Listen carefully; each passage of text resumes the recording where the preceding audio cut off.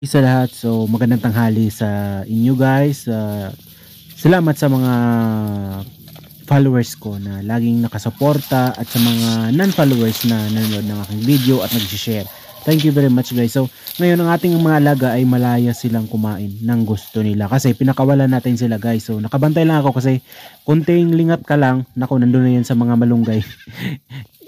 Sinasakyan na yung mga malunggay kaya kailangan bantayan. So nandito ako guys sa taas lang konti, may dala akong stick para pag nakita kong kasi nagsasabay-sabayan pupunta sa may malunggay, ano ka lang, ihampas mo lang, yun matatakot na yan, takbo na agad yan. So ayan, malaya silang kumain kung anong gusto nila. Yan guys, so yan yung back natin yung kita. Tapos medyo yung sa ilalim medyo Carabao grass, ano na, hindi na siya masyadong green, brown na siya kasi tag-init na. At saka yung ibang ang kinakain nila is yung mga maliliit na klase ng puno.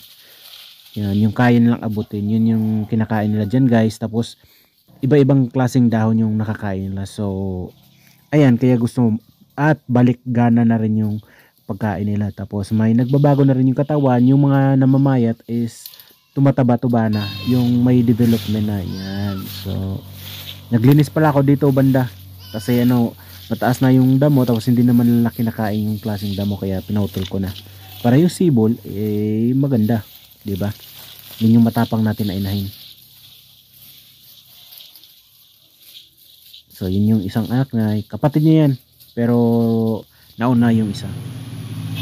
So ito yung mga pasaway na kailangan talaga bantayan guys. Nako, ito yung nagsisimula talaga ng ano na pumupunta sa malunggay.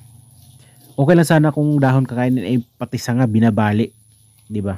So sayang din kung ano, kaya kailangan natin silang bantayan. Ganyan kapasawa yung mga kambing na to.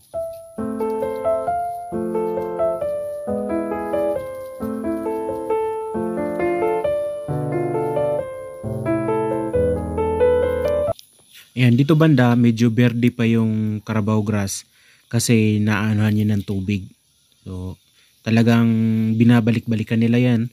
Pag Carabao grass, naku, paborito talaga ng kambing. Yan, yung nakikita nyo naman yung brown natin, tapos yung katabi niyang puti, medyo payat. Kasi nagkasakit nga yan, tapos ngayon naka-recover na. So hopefully maka-fully recovered sila at babalik yung kagandahan ng kanilang katawan. Kasi pinapakawalan na natin sila sa bakod. So nakalabas talaga sila guys at nakabantay lang tayo. So ayan, yung gana sa pagkain. Tapos kahit anong gusto nilang damo or dahon nakakain nila dyan guys kasi malaya sila. Yan, tapos ang naano ko talaga yung Carabao grass talaga yung paborito nila. Binabalik-balikan.